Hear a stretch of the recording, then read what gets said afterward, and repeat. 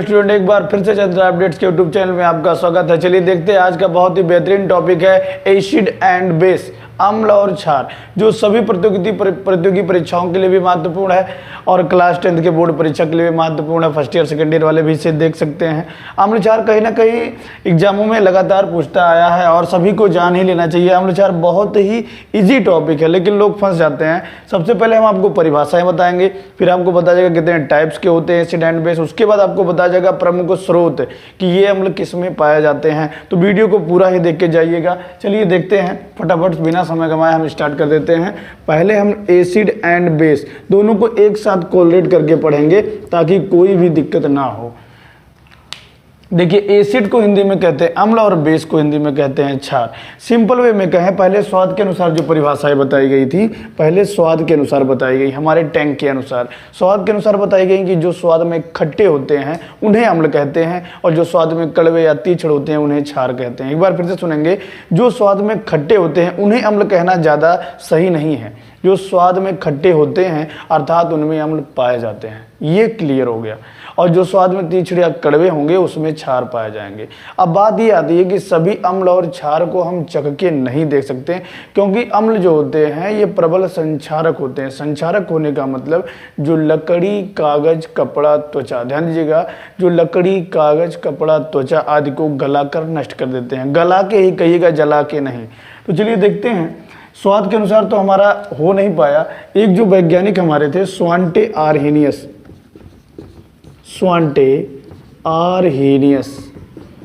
Arrhenius ने अपना एक वियोजन का सिद्धांत दिया था सन 1887 ईस्वी में। इन्होंने विभिन्न पदार्थ को जल में घोला और घोलने के बाद कुछ जो निकला, आयन बना, जो आयनित हुआ, जो कुछ भी हुआ, उस पर इन्होंने स्टडी किया और निष्कर्ष निकाला। उसके अनुसार इन्होंने एक अम्ल और क्षार की भी परिभाषा दी कि जो जल में घुलने पर H+ आयन देते हैं उन्हें अम्ल कहते हैं और जो जल में घुलने पर OH- देते हैं उन्हें क्षार कहते हैं। ध्यान दीजिएगा, स्वांटे आर्हेनियस ने बताया कि जो जल में घुले और घुलने के बाद हाइड्रोजन का धनायन देते हैं वो अम्ल है, और जो जल में घुले OH- यानी कि हाइड्रोक्साइड का ऋणायन दे दिए वो क्षार है। देखिए कैसे, जैसे मान लीजिए HCl है, हाइड्रोक्लोरिक अम्ल, हमारे पेट वाली अम्ल है, अमाशय में पाई जाती है। HCl का जब जल अपघटन करेंगे तो H+ बनाएगा प्लस Cl-। तो देखो HCl जब जल में घुला तो H+ बनाया, यानी कि HCl क्या हो गया, एसिड। क्लियर है। इसी अनुसार इन्होंने क्षार का बताया कि यदि कोई क्षार है और जल में घुलने पर OH- दे रहा है, OH- हाइड्रोक्साइड का ऋणायन, तो उसे हम क्षार कहेंगे। यानी कि OH- देखिए यहाँ आया है तो NaOH क्या हो गया, बेस हो गया, क्षार। तो चलिए ये तो क्लियर है। स्वांटे आर्हेनियस ने जो बताया बहुत ही आसान परिभाषा बताई कि कोई भी यौगिक यदि जल में घुलकर H+ आयन देगा तो एसिड होगा और जल में घुलकर OH- दे दिया तो बेस होगा। लेकिन बात ये फंस गई बाद में कि सभी अम्ल और क्षार जल में घुलते ही नहीं है, सभी अम्ल और क्षार जल में विलय नहीं है। तो ये बताइए कि जब जल में विलय नहीं है तो ये बता पाना कि ये अम्ल है या क्षार कठिन हो गया। इसके लिए ये स्वांटे आर्हेनियस का जो नियम रहा ये अमान्य घोषित कर दिया गया। अतः अम्ल और क्षार की आधुनिक परिभाषा आप देखेंगे, ध्यान दीजिएगा, अम्ल और क्षार की आधुनिक परिभाषा, अम्ल और क्षार की आधुनिक परिभाषा मतलब वह परिभाषा जो अभी तक मान्य है और आगे भी मान्य ही रहेगी। ये जो आधुनिक परिभाषा दिए थे दो वैज्ञानिकों ने मिलकर दिया, ब्रांस्टेड एंड लॉरी। ब्रांस्टेड और लॉरी ये दो वैज्ञानिक थे, कहीं कहीं लॉरी लिखता है, कहीं कहीं लॉरी लिखता है। इन्होंने बहुत ही सिंपल परिभाषा बताई अम्ल और क्षार की। ये दोनों लोग ने जो अपना नियम दिया सन 1923 में दिया था। 1923 में ध्यान दीजिएगा जब स्वराज पार्टी की स्थापना हुई थी, वहाँ 1923 सन आपको याद रखना चाहिए। और उसी समय अम्ल और क्षार की आधुनिक परिभाषा ब्रांस्टेड और लॉरी के अनुसार दी गई थी। सबसे बेहतरीन इनका ये कॉन्सेप्ट था, इन्होंने बताया कि जो प्रोटॉन देने की प्रवृत्ति रखते हैं उन्हें अम्ल कहते हैं, यानी कि प्रोटॉन दाता जो होंगे उन्हें हम एसिड कहेंगे और जो प्रोटॉन ग्राही होंगे उन्हें हम क्षार कहेंगे। सिंपल है, प्रोटॉन डोनर एसिड हो जाएगा और प्रोटॉन एक्सेप्टर बेस हो जाएगा। यानी कि जो प्रोटॉन देने की प्रवृत्ति रखते हैं उन्हें हम अम्ल कहते हैं और जो प्रोटॉन ग्रहण करने की प्रवृत्ति रखते हैं उन्हें हम क्षार कहते हैं। चलिए देख लेते हैं प्रोटॉन दाता, जैसे आपका HCl है, जल के साथ इसका आप गठन करवाएंगे तो ये क्या करेगा, ध्यान दीजिएगा, ये आपका H3O+ बनाएगा और प्लस Cl-, यानी कि HCl ने अपना एक हाइड्रोजन, यहाँ हाइड्रोजन H+ ही प्रोटॉन है यहाँ, यानी कि HCl ने अपना एक H जल को दे दिया, अतः HCl क्या है, प्रोटॉन दाता है। तो प्रोटॉन दाता होने की वजह से HCl हाइड्रोक्लोरिक अम्ल है, ये आपको पता ही है। आगे देखेंगे NH3 अमोनिया, और इसने क्या किया, मान लीजिए इसका आप क्रिया करवा दिए HCl के साथ, यहाँ देखेंगे NH4Cl, यहाँ HCl ने किस तरह से अमोनिया को दे दिया और अमोनिया ने किस प्रकार H ले लिया है, NH4 बना दिया है, अतः अमोनिया ने क्या किया, प्रोटॉन ग्रहण कर लिया, तो अमोनिया एक क्षार है या क्षारीय गैस है।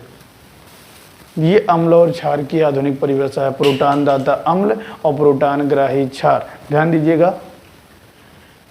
आगे देखते हैं टाइप्स, ये अम्ल कितने प्रकार के होते हैं, अम्लों की कुछ क्वालिटियां देख लेते हैं। अम्ल, अगर एसिड की हम बात करें, अम्ल मुख्यतः दो प्रकार के होते हैं, प्रबल अम्ल और दुर्बल अम्ल। प्रबल अम्ल और दुर्बल अम्ल। प्रबल अम्ल को हम खा भी पचा नहीं सकते, वो प्रबल संक्षारक होते हैं, एक बार खाओगे दोबारा खाने लायक नहीं रहोगे। लेकिन दुर्बल अम्ल जो आप खट्टे पदार्थ खाते पीते पचाते हैं वो समझ जाइए दुर्बल अम्ल है। लेकिन केमिस्ट्री की भाषा में कैसे परिभाषा बताएंगे, जिन अम्लों में H+ आयन की सांद्रता अधिक होती है उन्हें प्रबल अम्ल कहते हैं, और जिन अम्लों में H+ आयन की सांद्रता कम होती है उन्हें हम दुर्बल अम्ल कहते हैं। जैसे प्रबल अम्ल में आपका आएगा HCl हाइड्रोक्लोरिक अम्ल, इसके बाद आएगा HNO3, ध्यान दीजिएगा, नाइट्रिक अम्ल, इसे सोरिक अम्ल भी कहते हैं। इसके बाद आएगा H2SO4 सल्फ्यूरिक अम्ल, अम्लों का राजा यही है। ये तीनों प्रबल अम्ल हैं। दुर्बल अम्ल में आपका आ जाएगा एसिटिक अम्ल, CH3COOH, जिसे हम खा पी पचा सकते हैं, H2S hydrogen sulphide, HCN hydrogen cyanide, ये हो गए दुर्बल अम्ल। चलिए कुछ अम्ल की क्वालिटियां देख लेते हैं, इसके बाद हम पहुंचते हैं टाइप्स ऑफ क्षार पर। क्षार के कितने प्रकार होते हैं, पहले कुछ गुण देख लेते हैं। अम्ल के गुण, अम्ल के गुण ये हैं, पहला कि अम्ल स्वाद में खट्टे होते हैं, दूसरा अधिकांश अम्ल जल में विलय होते हैं, तीसरा अम्ल प्रबल संक्षारक होते हैं जो लकड़ी, कागज, कपड़ा, त्वचा आदि को गलाकर नष्ट कर देते हैं, चौथा अम्ल क्षार के साथ अपक्रिया करके लवण बनाते हैं, पांचवा अम्ल नीले लिटमस कागज को लाल कर देता है। ये परीक्षण ध्यान दीजिएगा, अम्ल नीले लिटमस कागज को लाल कर देता है। ये आप याद रखेंगे अनिल से, अनिल से आपको याद रखना है कि आ से अम्ल और नीले को कर देगा लाल, ये लिटमस पर प्रभाव हो गया। चलिए आगे देखते हैं, बिना समय गंवाए क्षार के बारे में हम देख लेते हैं। क्षार के भी प्रकार और उसके गुण देख लेते हैं। क्षार के प्रकार और गुण, क्षार को हम भस्म भी कहते हैं, ध्यान दीजिएगा, बेस, जो क्षार जल में घुल जाते हैं उन्हें भस्म कहते हैं, ये ध्यान दीजिएगा। क्षार दो प्रकार के ये भी हैं, प्रबल क्षार और दुर्बल क्षार, प्रबल क्षार और दुर्बल क्षार। ध्यान दीजिएगा, वे क्षार जिसमें OH- का मतलब हाइड्रोक्साइड का रेडियन की सांद्रता अधिक होती है उसे हम प्रबल क्षार कहते हैं, और जिसमें OH- यानी कि हाइड्रोक्साइड की सांद्रता कम होती है उन्हें हम दुर्बल क्षार कहते हैं। प्रबल क्षार में जैसे आपका आएगा कास्टिक सोडा है, कास्टिक सोडा NaOH, ये प्रबल क्षार है। KOH कास्टिक पोटास या पोटेशियम हाइड्रोक्साइड, ये प्रबल क्षार है। देखेंगे CaOH का होल टॉयस, जिसे चूने का पानी कहते हैं, ये दुर्बल क्षार है। MgOH का होल ट्वाइस, ये भी दुर्बल क्षार है। आगे देखते हैं क्षार की क्वालिटियाँ, क्या क्षार के गुण हैं। तो क्षार के गुण कुछ तो अम्ल के साथ मिलते हैं, जैसे अधिकांश क्षार भी जल में विलय होते हैं, और क्षार भी प्रबल संक्षारक होते हैं परंतु अम्ल की अपेक्षा थोड़े कम।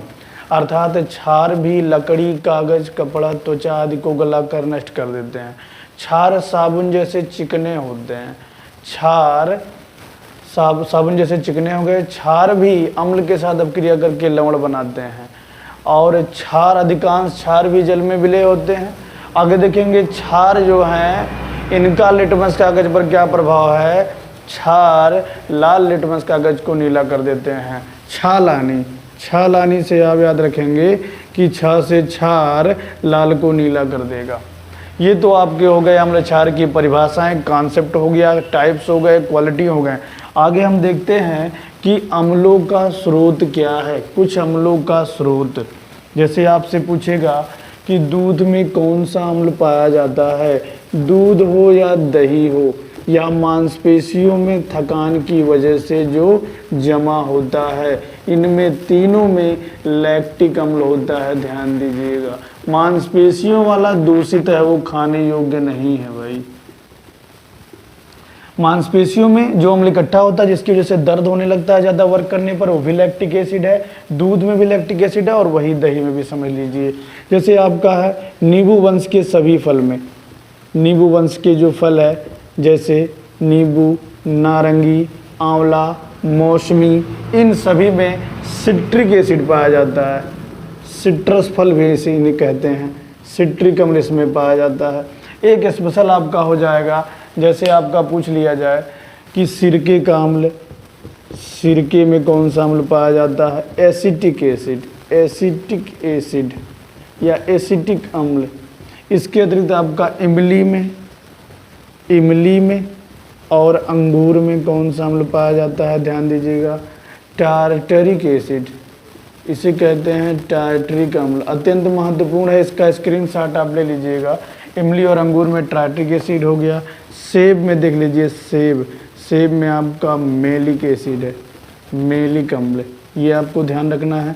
कंपटीशन एग्जाम में यदि आप यूपीएससी की भी तैयारी कर रहे हैं तब भी आपके लिए बहुत महत्वपूर्ण है, और छोटे मोटे यदि आप तैयारी कर रहे हैं तब तो महत्वपूर्ण तो है ही है आपके लिए। आगे देखते हैं, इसका स्क्रीनशॉट आप ले लीजिए। चलिए आगे देखते हैं। इसके अतिरिक्त आपका जो है मक्खन में एक स्पेशल पाया जाता है अम्ल, दूध दही वाला नहीं है। मक्खन में जो आपका हो जाएगा ब्यूटेरिक अम्ल है, ब्यूटेरिक अम्ल, ये आपका मक्खन में हो गया। इसके अतिरिक्त आप देख लेंगे लाल चींटी या बिच्छू के डंक में या मधुमक्खी या बर्रे बोलते हैं, बर्रे, इन सब में पाया जाता है फार्मिक अम्ल इसमें पाया जाता है। और हमारे पेट में, अमाशय में, ये तो आपको पता होगा, हाइड्रोक्लोरिक अम्ल HCl पाया जाता है। ये कुछ अम्ल और क्षार के विशेष कॉन्सेप्ट थे जिन्हें आपको 1 से 2 बार पढ़ लेना है, उसके बाद आप प्रिपेयर हो जाएंगे, अम्ल और क्षार का पूरा कॉन्सेप्ट क्लियर हो जाएगा। एक क्वालिटियाँ हमने बताई हैं अम्ल और क्षार में जो कॉमन है। हमने बताया कि सभी अम्ल क्षार के साथ अपक्रिया करके लवण बनाते हैं और क्षार भी अम्ल के साथ अपक्रिया करके लवण बनाते हैं। तो इसका एक इक्वेशन तो बनता है, यानी कि जब प्रबल अम्ल और प्रबल क्षार अपक्रिया करेंगे तो प्रबल लवण बनेगा। देख लेते हैं कैसे। HCl प्रबल अम्ल है, NaOH प्रबल क्षार है। यहाँ प्रतिस्थापन अपक्रिया होगी, देखो Cl के साथ Na अपक्रिया कर लिया तो NaCl बन गया, और OH के साथ H हो गया तो H2O यानी कि गंगा जल बन गया भाई। देख लो NaCl यही साधारण नमक या खाने वाला नमक है जिसे सोडियम क्लोराइड कहते हैं, सबसे बेहतरीन कॉन्सेप्ट ये आपका है कि वैज्ञानिक डेवर ने बताया था, देवर नहीं कहेंगे, डेवर, वैज्ञानिक डेवर का सिद्धांत है कि सभी अम्लों में हाइड्रोजन की उपस्थिति अनिवार्य है। सभी अम्लों में हाइड्रोजन की उपस्थिति अनिवार्य है। ऐसा कोई अम्ल नहीं है जिसमें हाइड्रोजन ना हो। क्लियर है? पीएच स्केल के लिए आपका वीडियो बन गया है। लवण के लिए आपको वीडियो जल्द ही बना दिया जाएगा। उम्मीद है आप हमारे वीडियो को देख रहे होंगे। अपने छोटे या बड़े भाई जो कुछ भी समझ रहे हों उनके लिए थोड़ा शेयर कर दीजिए कीजिए वीडियो को। जितना आप शेयर करेंगे उतना मुझे साहस मिलेगा, आपके लिए बेहतरीन से बेहतरीन वीडियो हम लेके आएंगे। ठीक है, इजाज़त दीजिए। जय हिंद।